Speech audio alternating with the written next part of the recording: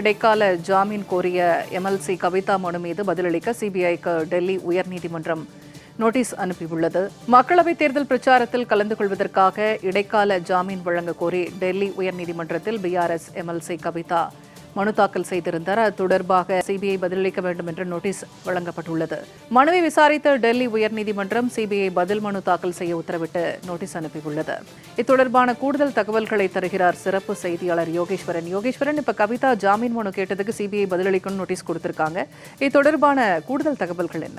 டெல்லி மதுபான கலால் வரி கொள்கை முறைகேடு வழக்கில் ஏற்கனவே அமலாக்கத்துறை அதிகாரிகளால் தனியாக வழக்கு பதிவு செய்து கவிதா கைது செய்யப்பட்டு சிறையில் அடைக்கப்பட்டிருக்கிறார். இதற்கிடையேதான் சில நாட்களுக்கு முன்பாக சிபிஐயும் இதே வழக்கில் தனியாக வழக்கு பதிவு செய்து சிபிஐக்கான விசாரணை காவலை கோரி விசாரணை காவலில் கவிதா இருக்கக்கூடிய நிலையில மக்களவை தேர்தல் என்பது நாடு முழுவதும் நடைபெற்று வரக்கூடிய நிலையில் பிஆர்எஸ் என்று சொல்லப்படக்கூடிய பாரத் ராஷ்டிரிய சமிதியுடைய கட்சியின் முக்கிய தலைவராகவும் மூத்த தலைவராகவும் விளங்கக்கூடிய நிலையில் தனக்கு மக்களவை தேர்தல் பிரச்சார களத்தில் பிரச்சாரம் செய்வதற்கு வாய்ப்பு வழங்க வேண்டும். அதே நேரத்தில் பிரச்சாரம் செய்வதற்காக தனக்கு இடைக்கால ஜாமீன் வழங்க கோரி டெல்லியில் இருக்கக்கூடிய விசாரணை நீதிமன்றத்தில் கவிதா தரப்புல ஒரு மனு என்பது தாக்கல் செய்யப்பட்டது.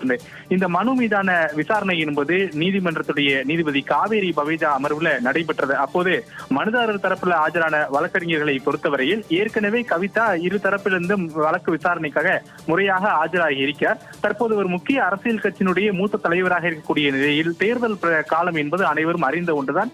அப்படி இருக்கக்கூடிய நிலையில் இடைக்கால ஜாமீன் வழங்க வேண்டும், நாங்கள் ஜாமீன் கேட்கவில்லை, மாறாக இடைக்கால ஜாமீன் மட்டுமே கோருகிறோம் என்று நீதிபதி முன்பு வாதங்களை எல்லாம் முன்வைத்தார்கள். இந்த வாதத்தை கேட்ட நீதிபதியை பொறுத்தவரையில் இந்த வழக்கில் தற்போது சிபிஐ விசாரணை காவல் நடைபெற்று வரக்கூடிய நிலையில் சிபிஐ இந்த மனு மீது பதிலளிக்குமாறு நீதிபதி நோட்டீஸ் பிறப்பித்து உத்தரவிட்டார்.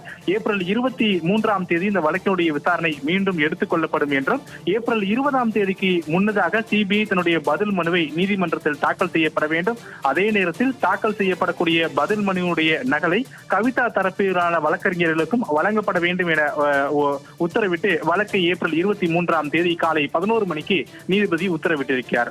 தகவல்களை பகிர்ந்து கொண்டமைக்கு நன்றி யோகேஸ்வரன்.